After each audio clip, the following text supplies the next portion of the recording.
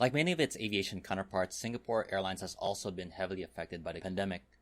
While most of its airline counterparts have domestic networks, Singapore is an island nation with no domestic destinations, so Singapore Airlines has been struggling even more in this department.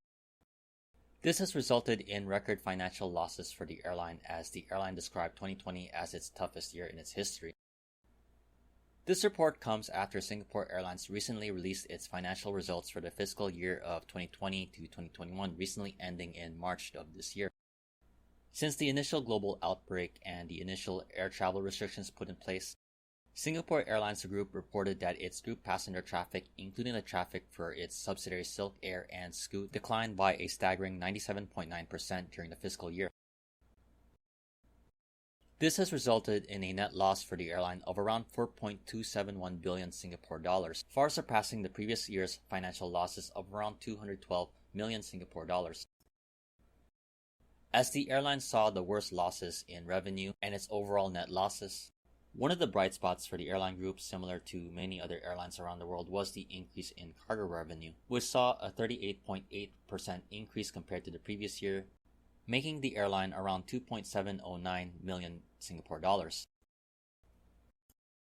Like many of its airline counterparts around the world, Singapore Airlines has turned to removing some seats on its passenger aircraft and redeploying them for cargo operation that has been serving the strong cargo demand from key segments such as the e-commerce, pharmaceutical, and electronics industries. With the heavy impact of the COVID-19 pandemic, Singapore Airlines Group has been reassessing its fleet over the course of the year.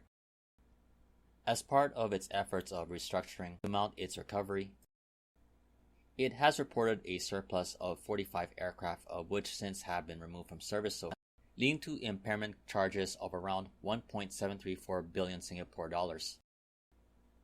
Among the fleet of surplus aircraft include 4 Boeing 777-300 extended range aircraft and 8 737-800 next generation aircraft.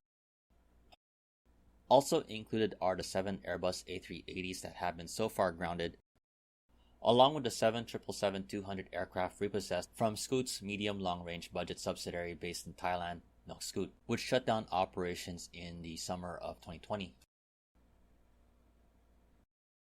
As the continued international flight restrictions and the grounding of its aircraft continue to take its toll, Singapore Airlines is turning to other means to raise funds to help continue its operations.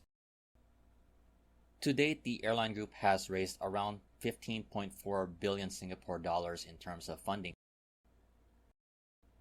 These efforts are going to be continued, as recently Singapore Airlines announced it will be raising funds through convertible bonds worth around 6.2 billion Singapore dollars, along with a separate announcement to raise 2 billion Singapore dollars from a sale and leaseback transaction with 4 different companies involving a total of 11 aircraft, including Airbus A350s and Boeing 787s.